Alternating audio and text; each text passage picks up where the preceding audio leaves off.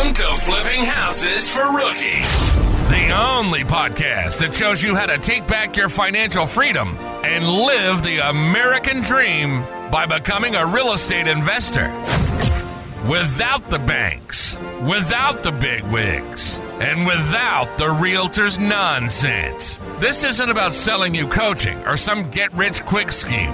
It's about opening your eyes to the possibilities so you can make real chunks of dough, buy your life back, and become a free American. With over 400 episodes aired, we're delivering everything you need to know to find deals, talk to sellers, structure deals, and win big. It's time to take action, change your mindset, and claim what's yours. Real estate is the key to your freedom, and we're here to show you the way. Subscribe now and catch our latest episodes on YouTube at Flipping Houses for Rookies, because your financial freedom starts today. Now, here are your hosts, Bill and Pete.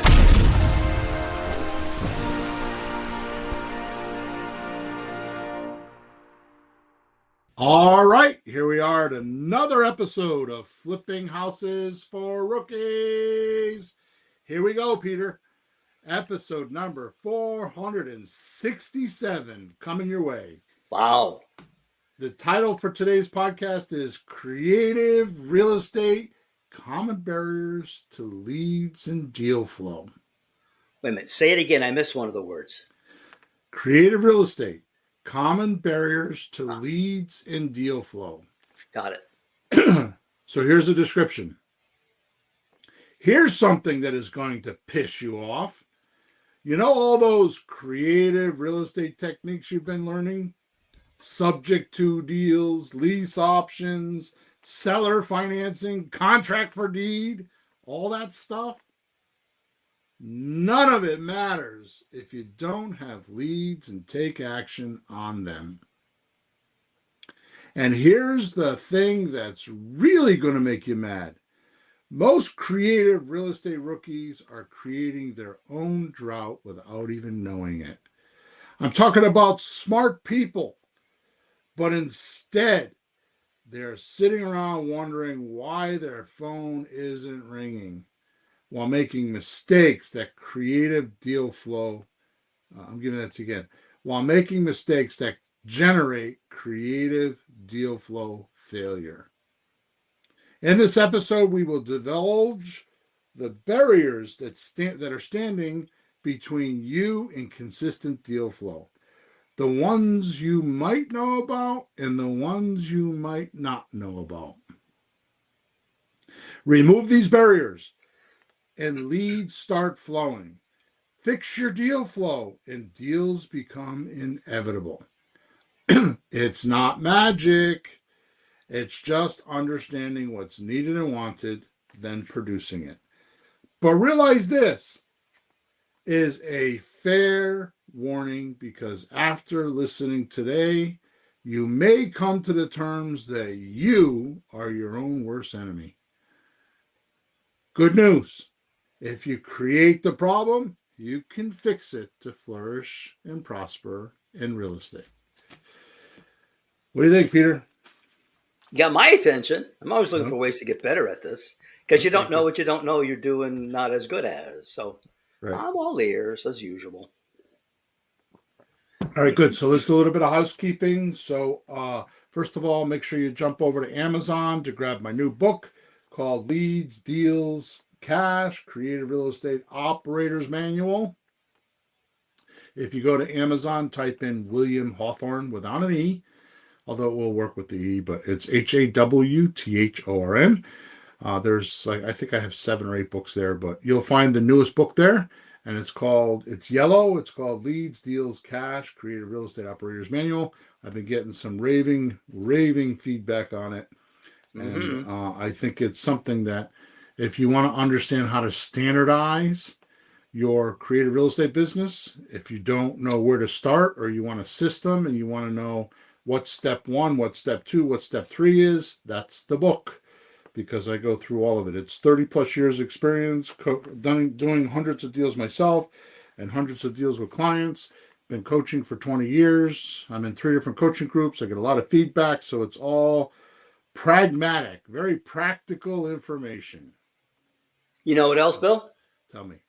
It's very easy to read.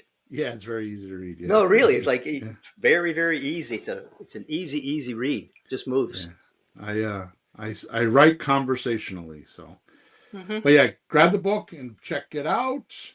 The other thing is, if you want to join my newsletter, it's called Creative Real Estate Dealology Newsletter. I gotta check that. I always forget that URL. Creative Real Estate / Dealology? No, Or something else? No. I don't know why I should write that down. You have too many things. Yeah.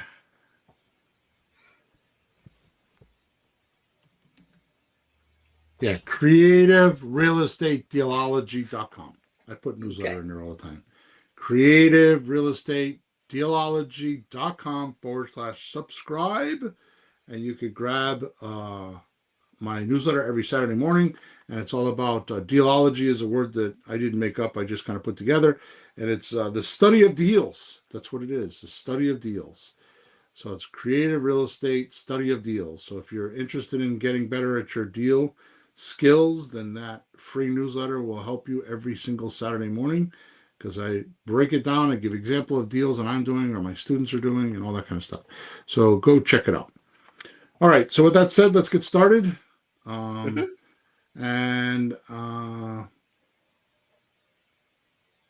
there's something else I'm supposed to be saying, but I can't remember, so I'll just deal with it when I remember.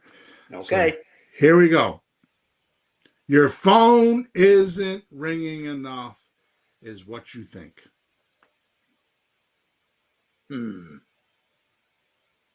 Pretty interesting, right?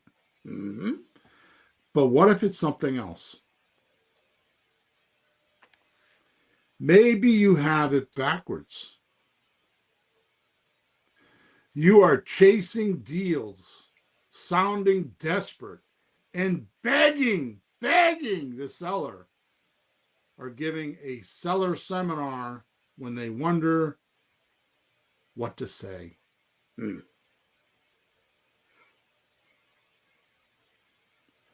you're curious to want to know why sellers don't respond to you or your deal. And your deal flow sucks. Wonder why. How about this fact? The less I do, the more I make. Thank you, Mr. Ron LeGrand. Yeah, right, huh? That's a good one. The less I do, the more I make. Maybe you're trying too hard. Maybe your neediness is too high. Maybe you're pushing too hard and not relaxing. So I'm going to tell you a quick story which I just popped in my head. You're going to think I'm a nut, but it's just who I am, right? Bill, I hate to tell you, it's too late. Okay. Go ahead. So I listen to a lot of political podcasts, and I listen to a lot of marketing podcasts, and when I'm driving, not when I'm home. When I'm home, I'm working. Yeah. But I listen to so for a break, I picked these stupid shows. Like for a while, I was watching MASH. And just these like whatever. So I've been I don't know why it popped up on my TV a couple months ago. The Waltons. Really, the old Waltons. I love them. The 1930 Depression. They all got bare feet and shit, right? Yeah. So I've been watching them just for entertainment, just to kind of take my mind off of stuff. So I watched one the other day, and the mother gets polio. Ooh. And the son, John Boy, decides that he goes to a university and gets some data. And back then, they didn't know anything about how to. They thought that they had to sling your legs to hold the muscles together.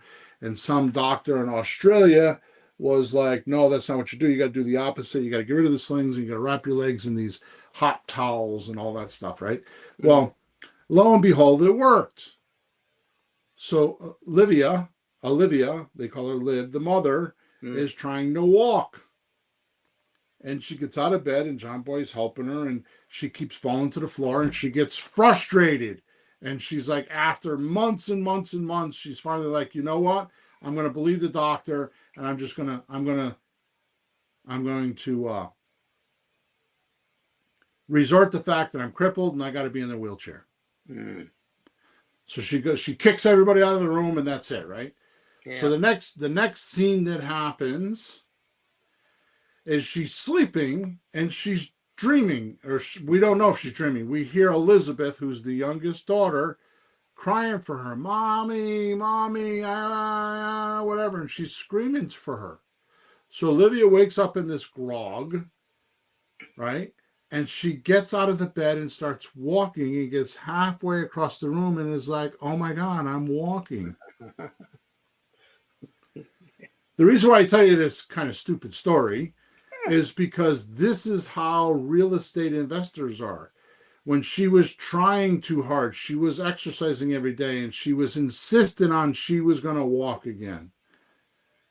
All she did was fumble and fall and got frustrated and got mad and started barking at everybody, right? But when she was in the middle of the night and she was dreaming and her daughter needed her youngest daughter needed her, she just got up. There was no neediness. There was no must-have. There was no resistance. She just was like, I got to help my daughter. Mm-hmm. And she got up and started to walk. Mm-hmm. Right? I only say this because I could tell you from my experience in my earlier days, not nowadays, it's much different because I've changed quite a bit. But I remember some of the best ideas I would get is while I was on vacation. Like I'd be in some gift shop, or I'd be driving down the road, or I'd wake up in the morning and I'd be like totally relaxed and be like, holy shit, how come I didn't think of that before? It was clear as day. Yeah. Right. So it's kind of a little bit of a off track of what we're supposed to be doing today, but it's a very good lesson that you just need to relax. Mm-hmm. You will get deals. There are deals out there. There are plenty of deals out there. In fact, I was on a coaching call the other day, and they're like, what do you think of the market? And I'm like, what market? They're like, well, the real estate market. Okay, what do I think about it? I think there's a lot of deals out there if you just hustle. It doesn't matter if the market's going up or the market's going down. What matters is which way the market is and how you're going to structure your deals. Yeah. But there's always deals. Right? I don't drive through my town and see less buildings. Yeah. I usually see more buildings, right? Or occasionally they'll tear down a building, but then they put something bigger and better up, or more of it. That's right. Right? So anyways, so let's go back to Ron LeGrand saying, the less I do, the more I make. Mm-hmm. So you just have to have that philosophy. It's like you don't need to work hard. You don't need to be on the phones grudging along for hours and hours every single day, right? You could just talk to one person and make one deal. If you just tell yourself that's what you're going to do, right? So how do you do this? How do you, the less I do, the more I make? How do you do that? Because it's easy for me to spout it on this podcast, and it's easy for Ron LeGrand to spout it off in his seminars. But how do you actually do that? So here's my answer to that question, which I asked myself multiple times before I wrote this podcast. It's very simple. Dan Kennedy's 3M, M like in Michael, 3M triangle. The M stand for message, media, and market alignment. So if you have the right message with the right media to the right market, you don't have to work a lot. You could just make less phone calls than everybody else and get more deals. If you just study who you're going to talk to and what you're going to do, which is your deal flow. See, I believe in today's day and age, or to our listeners who listen to this podcast, most know the techniques of real estate today. especially with our slot deal. I mean, we're crushing it. In Creative REI Replay, we're crushing it. Every week I go on there and I get at least 3 to 5 people, often more, that will be like, oh my God, we couldn't do a deal. We were trying for a decade, couldn't do it. We've been in here like 30 days and we got a deal already. And they're big deals, 10, 20, 40. I mean, one girl did $47,000 on a slot deal, right? So it's very good. And the reason why I say that is because I believe in today's day and age, our listeners, like I said, who are listening to this podcast, know the techniques of creative real estate. And they know that we've broken it out, that I've broken it out to 2 different kinds of deals. One is a FRED deal, FRED. That's an acronym for flipping real estate documents. That means that we're buying and selling the contracts or buying and selling the paperwork that controls the property. Just to get a concept of that, what controls the property, Peter? What one document controls the property? Well, I mean, ultimately you could say the deed, but exactly right. But we use an option to have the right to control it. So we have a bunch of devices that allow us to take control over a property or take control over the deed and run it. Mm-hmm. Right? So that's a whole other story because it's the difference between a deed and the definition between a deed and title. Mm-hmm. Yeah. Right. The title is like, I'm the owner of this property. I'm the owner is the title. Yeah. Right. So we deal with FREP deals where the rest of the world that are not in creative real estate deal in. We deal in FRED deals where the rest of the world deal with FREP deals, which is flipping real estate property. And that's where all of the wholesalers are. And, it's all about location, and what it looks like and pretty and ugly and what the banker says and how much the realtor gets for commission and contractors and all, hard money lenders because they replace the old money in the deal already with new money and they gaff you for the money. Well, why do all that when you could just do a simple lease option or an agreement for deed or subject to or owner financing and just control the property's documents? Which, by the way, I call this in my book the second money. The second money. Mm-hmm. Right? So do I call it second money? Because the money's already in the property. You're just going to reuse it. You're going to recycle it. Right? So what I'm going to do today is help you match your message, media, and market so sellers start chasing you instead of you chasing them. Or as I say, begging for deals and letting your neediness poke its ugly head up like a gopher. What was that, Caddyshack? Yeah. Like the gopher keeps popping up, right? Like that game, like the arcade game with the 5 gophers popping up the head that you smack with a hammer. Yeah. There you go. Oh, yeah. Right? And so we don't want these gophers popping up in the middle of your deals. We want the deals to go smooth. So how do you get a smooth deal? And we're going to talk about that today. But beware, I have 6 barriers that we're going to talk about today, which is really about 90 minutes worth of podcast, right? Probably 100 minutes, but I'm going to skim it down. So what I'm going to do today is just read through the notes that I have. Okay, yeah. However, if you want more and you want to see my notes, then send me an email to flippinghousesforrookies@gmail.com and I will send you a copy of the notes. I think it's like 6 or 7 pages of notes, and I will send them to you. Okay? So you can digest them and go over them because I'm going to hit some pretty cool points today. And also be advised for today, if you remove one or more of these barriers, your income will start to improve. Well, that's good to know. So you don't have to have all 6 out of the way. Just the more you remove, the easier it'll get. Yeah. That makes sense. And most of them are habits. Mm. Okay. Oh, So in good. creative real estate, as soon as the barriers are gone, the floodgates open. So you'd have new habits? Yeah, well, let's talk about that when we get done with the barriers, and you tell me. Okay. Okay? Sure. So here we go. You ready? Yep. Okay. All right. So I call this creative real estate common barriers to lead flow. Barrier number 1. Signal blindness. Wow. Missing creative deal indicators. Ah. I've talked about this in the past, but I've never had it delineated or clearly labeled like this. Mm-hmm. So here are the problem, or the problem. Yeah. Right? Here's what happens when you have this barrier. Mm-hmm.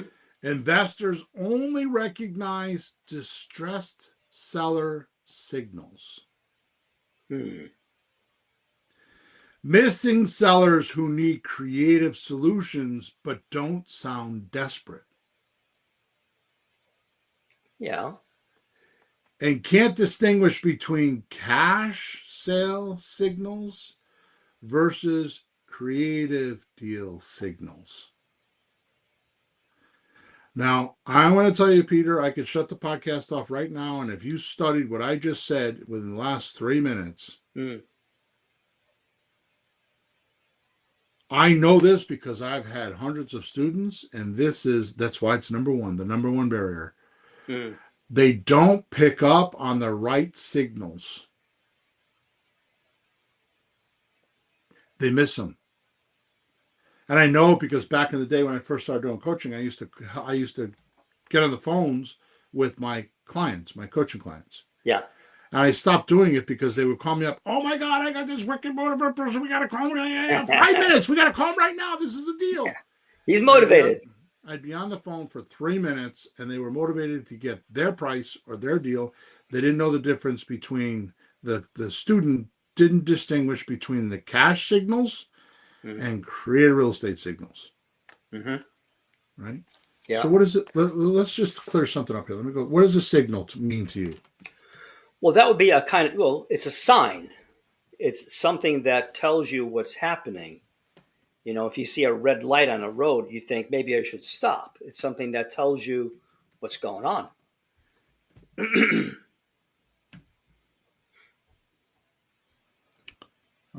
Yep. That's what I would say, but let's see what the dictionary says.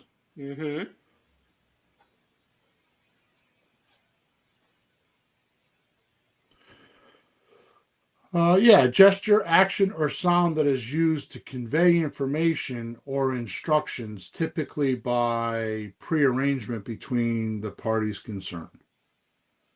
Yeah, right? you're supposed to know what the signals mean, but you're saying we don't know what those signals mean. We're not connecting those to what's behind the signal.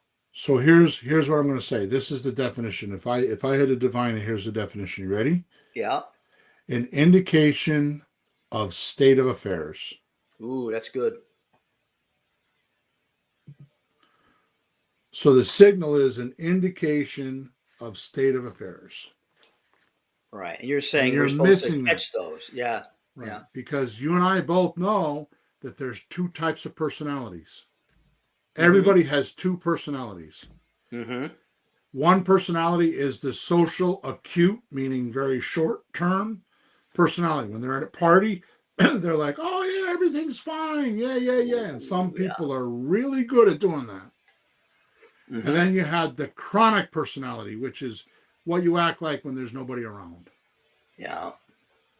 So what happens is these signals are indicators of the social personality that you have to pierce and get to the chronic personality.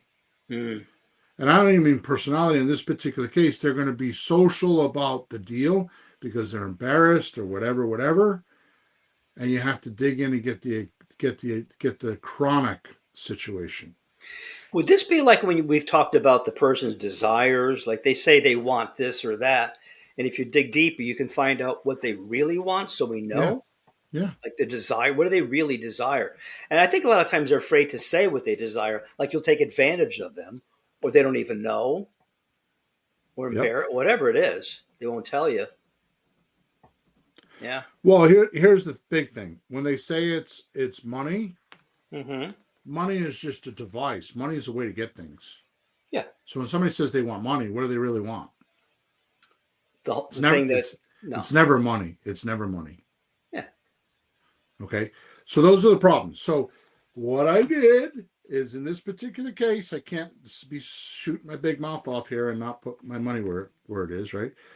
So here are the real estate signals for creative deals. These are just some of them, so you get an idea on it, right? Mm-hmm. So, I mean, you don't need to write these down if you want, but you should. If you're listening to this podcast, you should write these down because I've talked about these in the past, and they're in scripts, and they're in places that I've said. So, here we go. Ready? Right, and we can get these. We can get these in your notes, though, if we want. If you get my notes, yes. Okay, good. Yeah, they're in the notes. Good. flippinghousesforrookies@gmail.com. That's the email. Mm-hmm. I need to sell, but. Sorry, it's just funny. I don't know why. Those are usually equity concerns, timing issues, condition problems. Yeah, well, it means there's some kind of a problem. Yeah. Here's another one. I don't want to pay realtor fees. Those are perfect for creative structures. Those are perfect for our slot deals. We pay 35% of our market value. Yeah. Here's another one. I inherited the house. Do these sound desperate? No, but we don't like desperate people because they're. Yeah, but wait a minute. Let's just get real here. So if you're talking to somebody and you said to them, they said to you, "Oh yeah, I you got a mortgage on the house? Oh no, I inherited it." Would you consider that a signal or an indicator that they're motivated? I would think it's an opportunity because, hey, what are they going to do with the house? I was actually talking to one of my students' moms yesterday. She's living in an apartment. Her mom died. She goes, I'm paying 2 rents. She's living in an apartment. So I'm paying 2 rents. Why do I want to do that? So she's moving into the house. So I said, well, that sounds like a great idea. If you're going to stay in your apartment, if you want to do that, let me know. I can do something really smart with that house. But it's a house. She's going to move in. But why would she have 2 houses? Right. You know, two bills. That was yesterday. Let's go backwards now. Missing sellers who need creative solutions but don't sound desperate. Right? I inherited a house is not sounding desperate.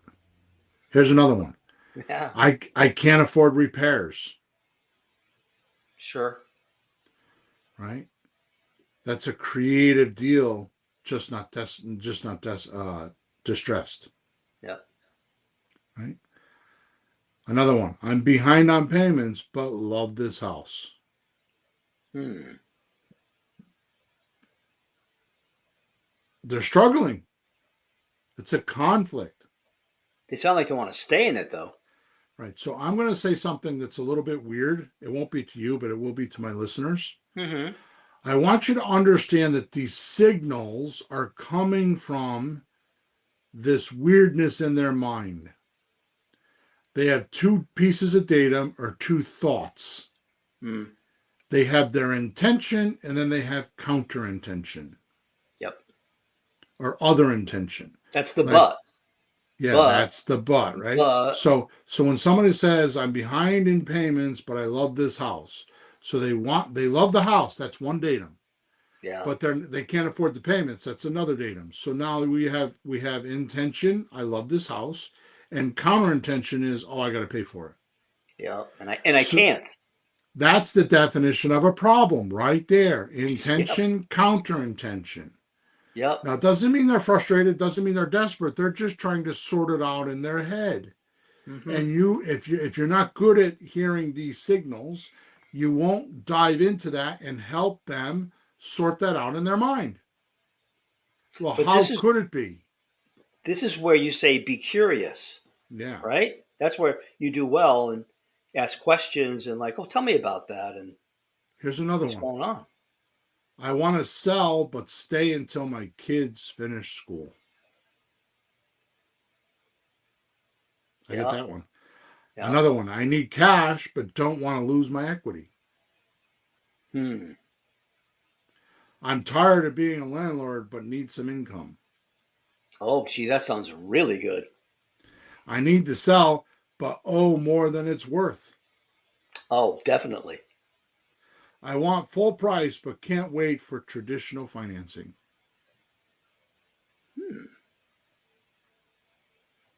So these are some like deal indicators that I think get missed because they're Yeah. subtle. They're subtle, right? There's an intention, which means some route or some path or some concept that somebody wants in life. Mm-hmm. Like, I want to go get an apple. Okay, what does that mean? I got to get in my car. I got to go down to the store. I got to go into the store. I got to get the apple. I got to go to the cash register. Is it worth it? Do I really want that apple? Well, if Right. you go through all that motion, yeah, you really want that apple. Oh, but wait a minute, wait a minute, wait a minute. I want an apple, and I open the door, and there's 4 feet of snow. We're in the middle of a blizzard, right? So that's Mm-hmm. counter intention. Like, oh my God, how am I going to get the apple? Yep. And it creates a problem. Like, I really want that apple, but there's 4 feet of snow. How am I going to get there? Mm-hmm. You see, this is the definition of a problem. Like, oh my God, I have a problem now. Yep. So we talk about all the time solving people's problems, but we don't talk about what is a problem. Well, you know what I think one of the problems is that we start a deal and we think we have in our mind what we should be doing already. Right. And you're really good at like blank slate, like don't have an idea, just listen and Right. wait till you have the data and hunt around and you'll find what's right for the person. Well, the difference between you and I, and maybe not right now, but the difference between you, me, and a listener is I don't believe I make the offers. I don't make any of my offers. I let the seller make my offers. All I do is organize it and give it back to them in a fashion that they can understand it. Yeah. Right. Okay, so let's move on. So where do you find these sellers? Right. So expired listings is a great place to find them, right? Tried traditional route and they're frustrated with fees and hassles. They're a great place to find them, right? For sale by owners, already have a they're already avoiding the realtor fees, so they're looking for creative deals. Divorced attorney networks, right? Need flexible solutions, not just cash, because they're just trying to get away from each other, and you could be the moderator, the mitigator. That's the word I want. Mitigator. Mediator. A mediator. That's what I'm thinking. Mediator. Okay. Yeah. Thank you. Yeah. A mediator will mitigate too, means lessen the Yeah. problem. Yeah, yeah. All of those. How about estate sale companies, like inherited properties, and they often need terms. Uh-huh. That's estate companies, sale companies. That's probate attorneys is a great place to do that, right? Mm-hmm. These are the people that have a ugly house and need 20, 30 grand to fix it and inherited it. They got the house for free, but it's in distressed order, so they either take a lot less money to get it off their plate, or they go clean it out and they start doing repairs, and they don't want to do the latter of the two, right? That's right. Property management companies is a good way to be. You should network with property management companies. You get tired landlords and often prefer payouts. The trick there is to just make sure that you tell the property manager you're going to give them a percentage of the sale for bringing on the deal, like 2.5% or something, right? Sure. Tax delinquent list is another good one. Those you can buy. Yeah. Okay. But I want you to know before I go on to number 2, or I want you to agree with me that if you understand the barrier and what you're missing, it will automatically clue you in to who you should be talking to, because these are the type of people that would have this problem. Sure. Right? So the real situation isn't the leads. The situation is what you're comfortable with doing in your head. You're trying to be a jack of all trades, right? You're trying to be the handyman guy that comes in and fixes everything, right? So why is it so hard to find a handyman guy? because there is no such thing of jack of all trades. They're usually hacks.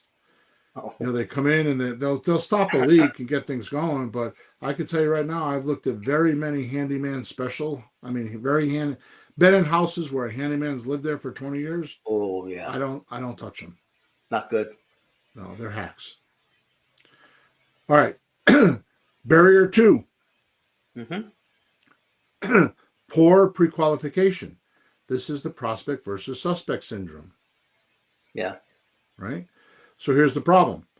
You're treating all motivated sellers the same way. What does that mean? That means that because, and it goes back to what I said on the first one, right? You can't distinguish between cash sale signals, and terms deal signals. Mm-hmm. So realize motivation is a funny word because every seller is motivated to sell their house. Otherwise, they wouldn't be selling their house. There's something that they're trying to do with this house. Either get rid of a problem or get cash so they can fix another problem. Right? Yep. All houses are usually savings accounts. There's equity in them. It's not as prominent as it was years ago because years ago we didn't have as much inflation as we have now. But when there's no inflation and we have deflation, then equity doesn't fix everything. Yeah. Right? Right now, since COVID, for the last 5 years, anybody could be an investor. You could be a freaking gerbil and be an investor these days. No disrespect, but it's not hard to buy a house and 3 months later it goes up 2% and you make money. Yeah. The market is helping you. Mm-hmm. Right? It's when you have down markets is when the good guys will stay. The bad guys, the ones that don't know what they're doing will leave. Right. Right? All right. So barrier number 2, poor pre-qualification, prospects versus suspects. The first problem is treating all motivated sellers the same way. You think that they're motivated to sell their house and you're going to solve their problem. What you need to do is you need to find motivation for them to do the deal the way you want them to do the deal. Mm-hmm. That's a truly motivated person. They say yes more than they say no to the offer you're giving them for a creative real estate transaction. Yep. If they're not doing that, then they're not motivated for you. You have no system to identify who needs creative real estate solutions. You're just winging it. You get on the phone and you're asking some questions and you think because you have one of my scripts or somebody else's scripts that you're good. Right? What does that mean, a system, Peter? That means once you close them, what are you going to send them? What are they going to sign? What about the memorandum or what about the documents they're going to sign? Lock them up. And then when we find our buyer, what documents are we going to use? How are we going to find our buyer? Like, what system do you have? This is kind of like, I have this new car out in the driveway, right? And you're like, oh my God, I can do this and I can do that. And you've settled in your head, this is the best thing in the world. I got this new car. I can have all my freedom now. You're a 16-year-old kid, right?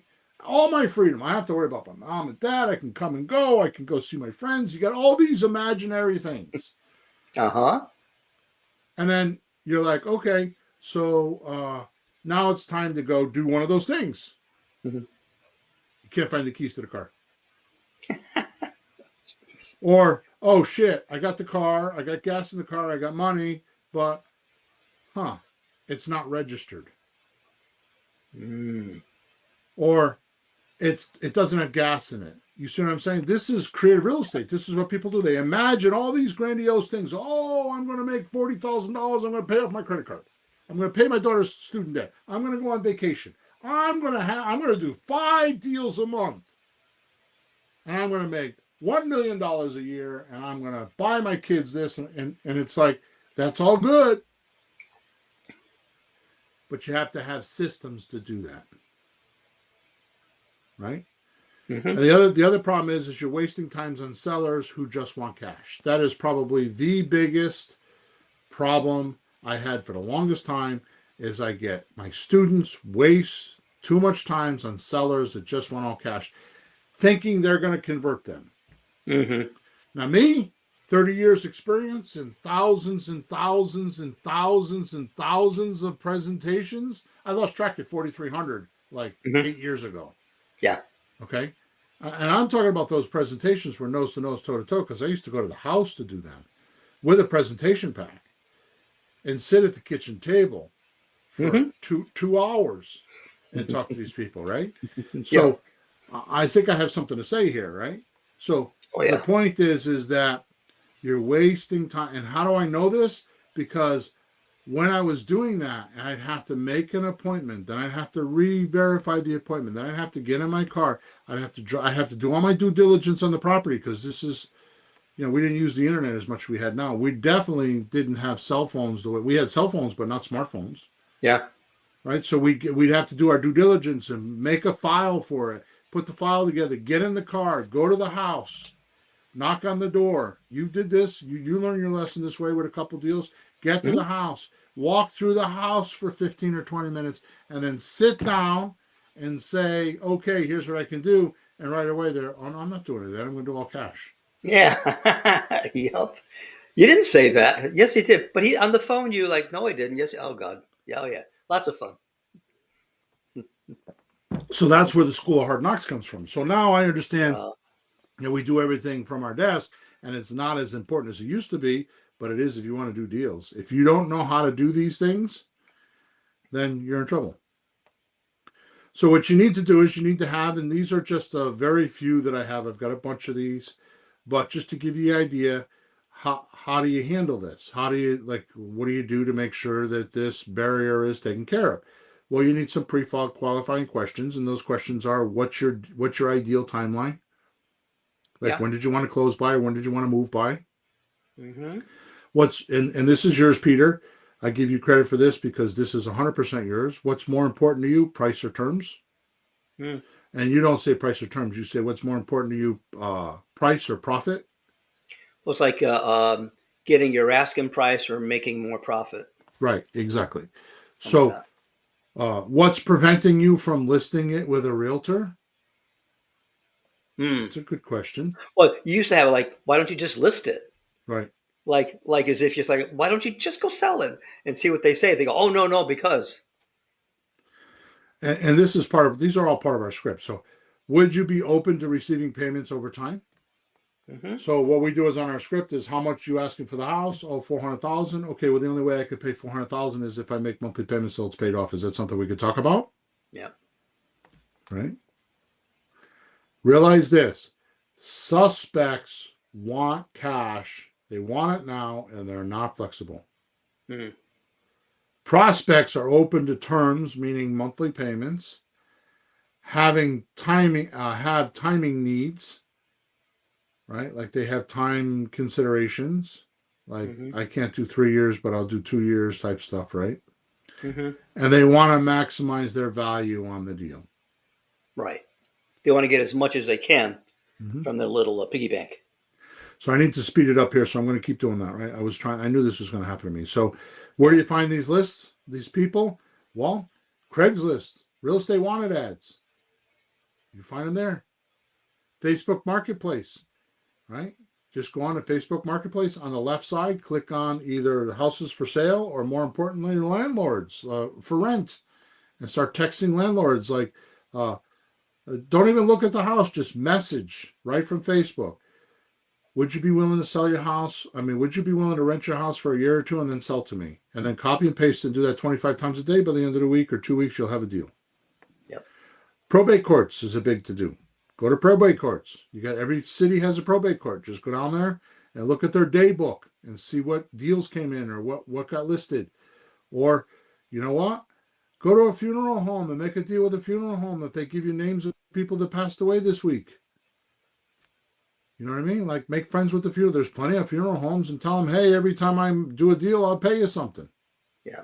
All you got to do is just give me the name of the deceased person, which they're publicly putting in the newspaper anyways. Yeah, it's not a secret. We used to be able to just go buy a newspaper and do it, but I don't know if you can do that in many places, right? Oh, it's online nowadays. Just punch in obituaries. Yeah. It's all there. Yeah. Okay, well then do that. It's no secret. Obituaries, yeah. Yeah. All right. So we did this the other day on a coaching call, right? We buy houses website inquiries. Okay. We buy house website inquiries, right? We did this the other day in one of my coaching groups. I went off on a tangent on this. All I'm going to say is ChatGPT. Have it scrape some websites. Actually, I don't use ChatGPT as much as others do. I'm an AI maniac. I have multiple agents. I use AI every day of my life. But I use GenSpark. Mm-hmm. GenSpark.ai, I think it is. And then we have referral networks like CPAs, attorneys, divorce mediators, like we talked about probate attorneys. All those are places where you could get, what you're doing is you're borrowing attention. Like this group, like a CPA, attorney, and divorce, they already have people's attention. So it's kind of like an influencer. They're already an influencer. You're just gonna go borrow their attention between them and their tribe, right? Yep. And then of course there's direct mail listings, which we used to do all the time, right? Sure. That's yellow letter type stuff. Barrier 3. Failing to build confidence, seller confidence in creative solutions. So here's what you'll notice the problems are. Sellers are scared of creative deals. They keep saying they sound risky. I don't know if I want to do that. It sounds too risky. Yep. Right? No confidence building system for a non-traditional transaction. So you don't know how to build confidence. You don't know how to do that. This is a barrier for you that may seem so slight. It may not seem important. Matter of fact, I don't even think this podcast is going to be important. Is going to be popular. Because these are boring things, but I'm telling you, if you don't have them in, this is like building a house in the middle of the desert on top of the sand. Yeah, you might live there for a little while, but as soon as the first storm comes along or something, down goes the house. Mm-hmm. Right? So what do you do with this one? I don't hear this a lot, so I work my way through it, but I don't have I'll do this. What do you have for that? So the other problem is seller difficulty. I just want cash. Mm-hmm. So because they don't understand the benefits of creative real estate. Yeah. Right. So to answer your question, this is a mindset now. Okay. Mm-hmm. And I'm going to tell you that I'm buzzing through these. Each one of these could be its own podcast. Right. Which I don't want to do, but each one of these could be their own podcast. And here's the reason why. Listen to these 3 words: education-based approach. Education-based approach. And what I mean by that, explain the benefits before the options, or before the choices are made, or before the offer is probably the right way to say it. Mm-hmm. Right? Let me change that here. No, that makes sense, because I've done that. So I said, what's risky? I said, for $128,000, look, blah, blah, blah. Oh, yeah. So for $128,000 or $222,000, I mean, it doesn't come free. You have to do something. Yeah, you're talking about the slot deal overpaying 35%, which is $125,000, right? Yeah, and they make a big profit. You have to do something for that. This is an old marketing trick, and we don't do this enough in our offers. Risk reversal. In marketing, it's called a guarantee, right? But show how creative deals are safer than traditional deals, right? Mm-hmm. So, just as a quick example, I do subject to deal, right? Sure. And they're like, I don't want to leave my mortgage in your name. Why not? And then I say to them, I explain to them, I tell them a story about where this happened to me. But the bottom line of the short story is this: well, if I don't make your payments, the bank is going to foreclose. Do you agree? Oh, yeah, that's what I'm worried about. Oh, guess what? My name is on the deed. Your name is on the mortgage. We're both plaintiffs in this action. Yeah. So the court's coming, the bank's coming after me just like they're coming after you. And I probably have deeper pockets than you. Yeah. So you're going to take care of the property. It's not like you just get to walk away. You have a very big interest in making it work. This is risk reversal. Cool. Here's another one. Well, I'll tell you what. because when am I going to get my money? I want to get paid. Like if you're going to do a delayed cash out, like say 3 years from now, you're going to do a 3-year lease. Here's the answer. Well, I could tell you this. I'm not sure when you're going to get your money, but I do know this. I'm going to get paid when you get paid. So you think I'm motivated to get that money? That's risk reversal. Okay? Good. Success stories. This is one that I promise you is not used enough by you and everybody else. Success stories. Here's how another seller in your situation benefited from doing this deal. You could tell my stories. You could tell stories you read in a book. You could tell stories of your own. You could tell stories of your grandmother. Doesn't matter. Well, one time my grandmother did a deal like this, and here's what we did. Yeah. One time my partner did a deal like this. I watched them, and it was just amazing because here's what the seller was saying, exactly what you're saying, and here's how we solved the problem. Right? And then you always want to take the consulting positioning. We're helping them explore their choices without pressure. So going back to the first thing, problem is they have one intention and something's blocking it, which is we're calling counterintention or other intention, or something is in their way of getting what they want. Right? So that's where you need to find out what is in their way, and then help them remove that object or that thing that's in their way, and that's where the consulting comes in. Yeah. You come up with ideas, and just by being out of their head, being extroverted out of their thinking, outside of it, not inside of it. In other words, you're being objective, they're being subjective. Right. Right. Yep. Just by two-way communicating with them and just giving them some ideas, it'll shake those fixed ideas they have in their head that they're stuck with, that are holding them back. Yeah. Well, they don't know the creative solutions. Right. Exactly. That's often when you go, what if we did this?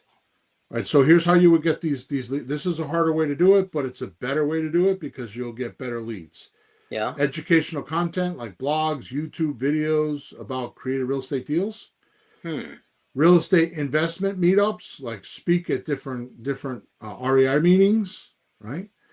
Local real estate Facebook groups online. Just go in there and start answering a bunch of questions. You'll learn more than they will.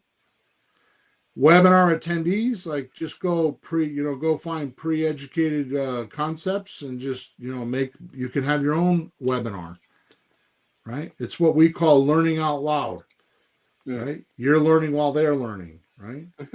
Newsletter subscribers and workshop attendees. You can go to workshops and you can do all this kind of stuff. Okay. Cool. Barrier number 4, misreading seller motivation signals. Right. So number 1 was signal blindness, right? And you're looking for the creative deal indicators. Now we're looking for the signals that they're motivated, right? You're like, for example, you're assuming all sellers are motivated for the same thing, money, right? When in fact, you're missing the difference between motivation to sell versus motivation for creative terms. It's not always money. And not understanding what's driving their motivation. It's not always money. Right? And some motivation signals are financial pressure. They need cash or a creative structure right away. Like this is our need and greed section. Right? They either, if there's pressure, there's either need pressure or financial pressure. This is a big one, Peter. I'm going to tell you right now, this is why I called it a signal. I know I got 2 signals in here, but this is a big one. This is a huge signal. Okay. Actually, the next couple are. Life changes. Life changes. They have already moved on in their head. Yeah. And this is like a ball and chain. This house is like a ball and chain on them. They've already got a new job. They're already living with their new girlfriend or boyfriend. The kids have just moved out and gone to college. They're now empty nesters and they're moving on. Yeah. They're going to go to the Rocky Mountains because they're now going to be a photographer.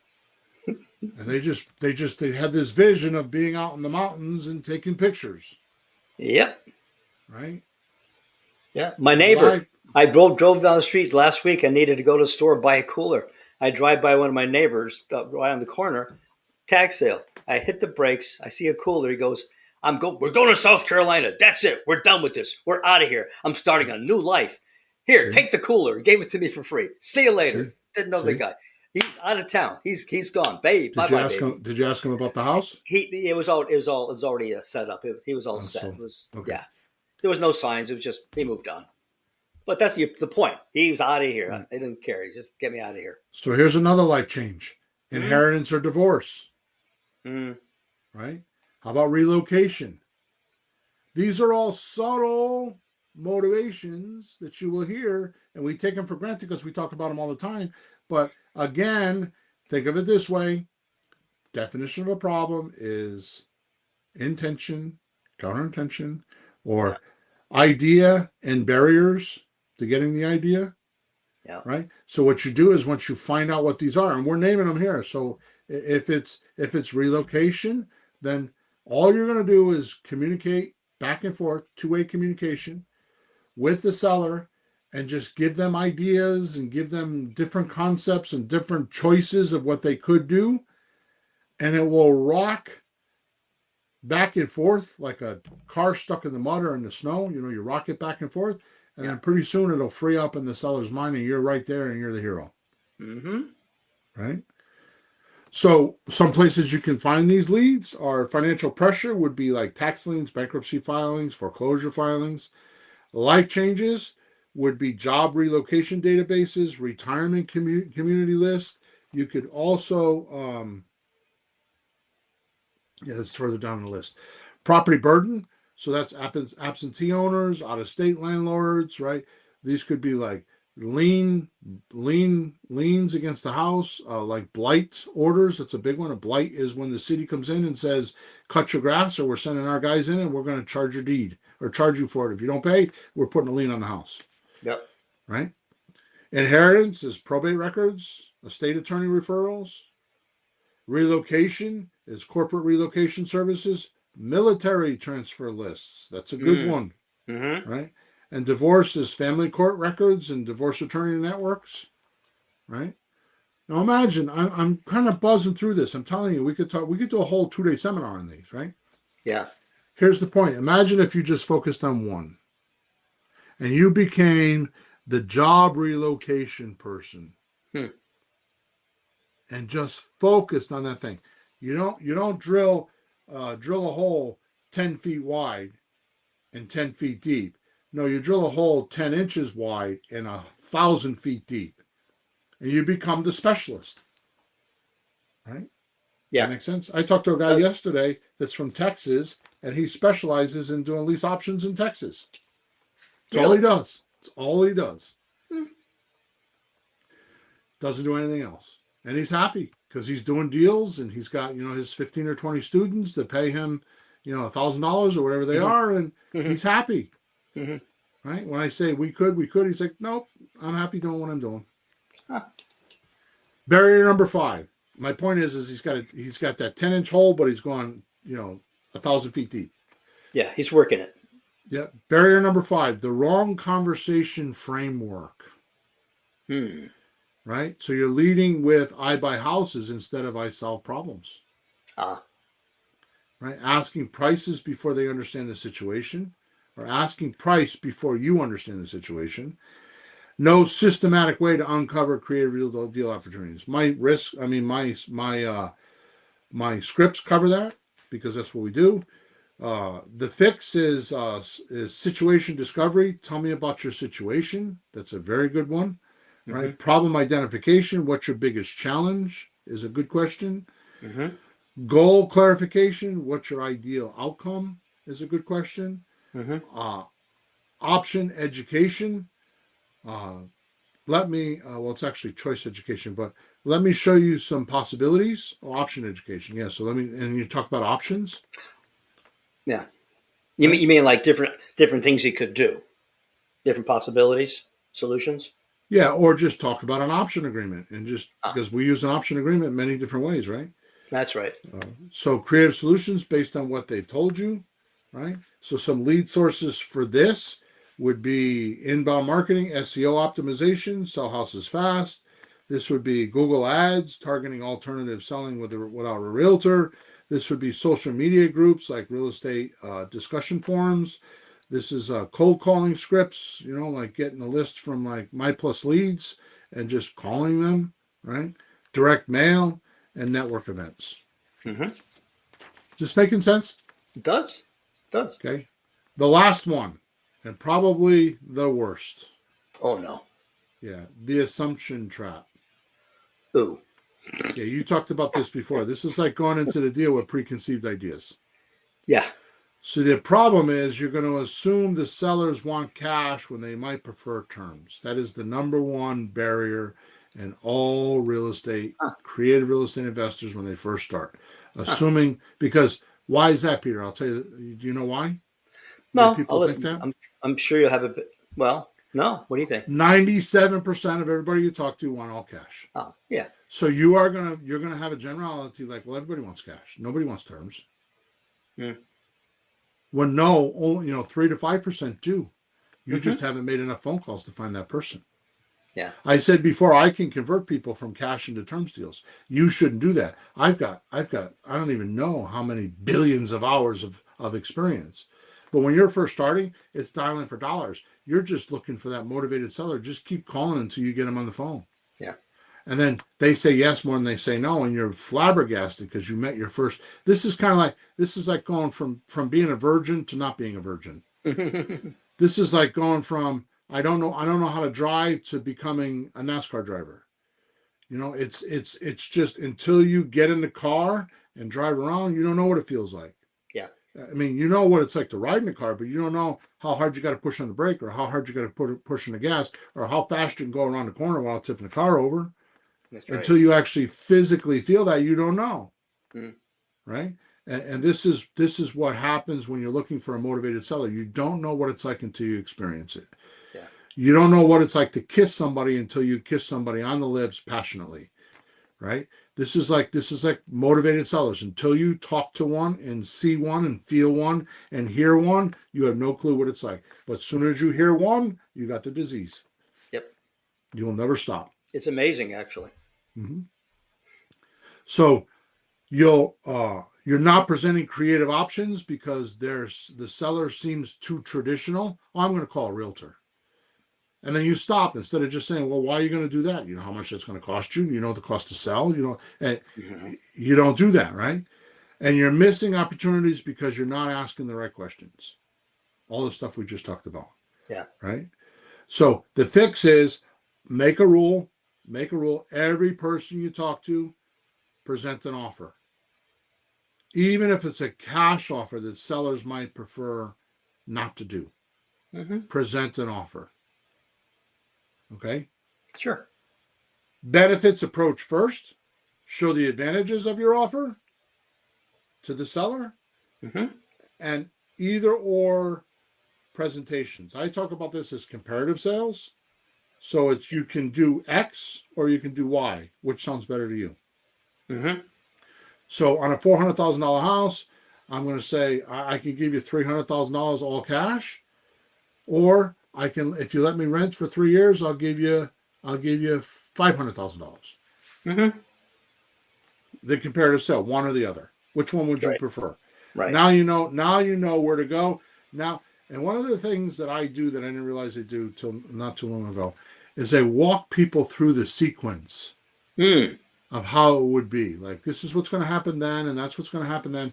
And that will take some experience. But for the most part, if you use our scripts and stuff, you'll be able to do that, right? Yeah, that's important. I've seen you do that. So you have more experience, but I know how it works. So you should tell them that because they can't imagine this. And you do. You go, oh, I see what happens. It helps. Right. So what is the saying? Vision makes decision. Yeah. So if they can see it, it helps them decide.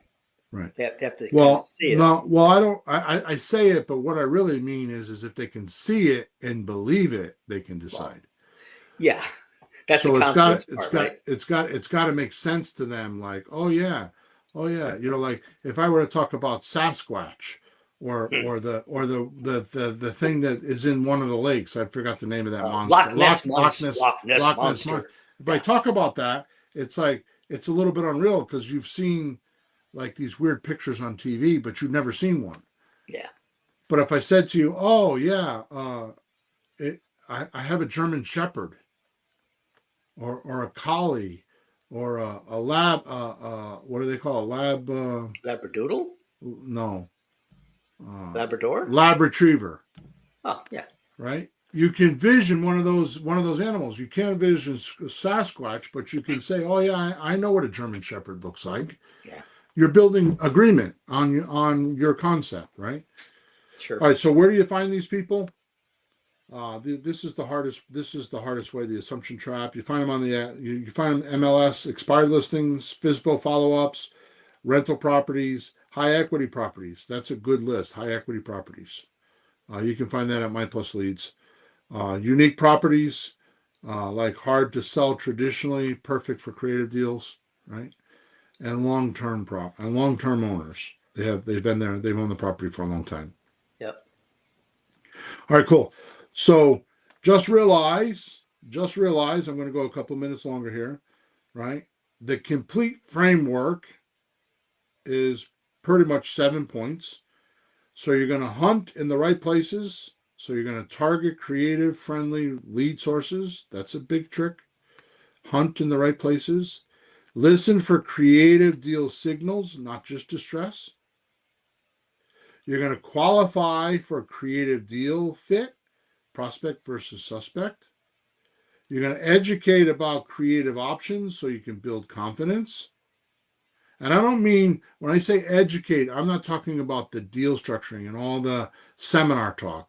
I'm talking about educate them on how easy the deal will flow and how quick they can get out of there, Mm-hmm. right? And solve all their problems. You're going to understand their real motivation, what's driving the sale. Then you're going to guide the conversation towards creative solutions. And then you're going to present choices that match their actual needs. It sounds simple, or it So sounds I'm trying to. logical. It sounds logical, if nothing else, if you just relax and talk to people. All right, good. So I'm going to give you, I think what I'm going to do is I decided, I think yesterday. So I think I'm going to do the next podcast, which is what, 6, 8. 468. Yeah.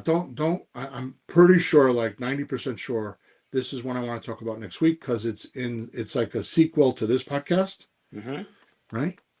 Yeah. So here, this is not the name of it. I'm just going to give you, it's going to end this podcast, but I think it will start the new one. You Got it. tell me when I get done reading it to you, okay? Sure. The one thing everyone should know about habits is they are difficult to build. And there's 4 reasons why. First, finding the motivation to break bad habits is easier said than done and are oftentimes used as coping mechanisms for deeper issues. Second, habits can take upwards to 30 days to form, and that's a long time to invest for most people. Mm-hmm. Third, positive habits don't always show rewards right away, which make bad habits easier to fall back onto. Mm-hmm. And fourth, habits tend to be a reflection of people's group of friends, which is a much harder variable to change overnight. So number 4, habits tend to be a reflection of people's groups or friends, Mm-hmm. which is a much harder variable to change overnight. Should we do a podcast on that? Might as well, Okay. because if you could take the things you just talked about and build habits to just get used to doing that, it could be a little bit better. There you go. Yeah. It's exactly my thought process. Okay. All right, good. So thank you very much for joining us. Make sure you jump over to Amazon and grab my new book, Leads, Deals, Cash, Creative Real Estate Operators Manual. I just remember what I missed in the beginning of the housekeeping. Make sure you subscribe to us and like us and leave us a review so others can know what we're doing over here, good, bad, or indifferent. I can tell you that I don't check them as much as I should. I just keep plugging along. That's how we ended up with 468 podcasts so far. So hopefully we helped you today. Hopefully we opened your mind up and gave you some ideas and things to point your compass to and make a better life for yourself because of creative real estate deals. So also go over to creativerealestatedealology.com/subscribe. Grab my newsletter, and you'll have plenty of information between the book and the newsletter. You will be amazed at how much of a $30,000 coaching program you're actually getting for a couple bucks. All right, so thanks for your attention. Thanks for your support. Over and out. We will talk to you on the next episode. Flourish and prosper. This has been Flipping Houses for Rookies. The American Dream. What is it?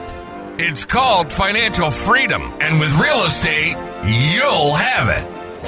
Without the banks, without the bigwigs, and without the realtors' nonsense. Bill and Pete are two real estate investors with 30 years plus of experience, hundreds of deals under their belts, and a mission to change the way you think about creative real estate. Do be sure to like, rate, and review the show. And after that, hit up our YouTube channel at Flipping Houses for Rookies/streams. We'll be back soon, and see you then on Flipping Houses for Rookies.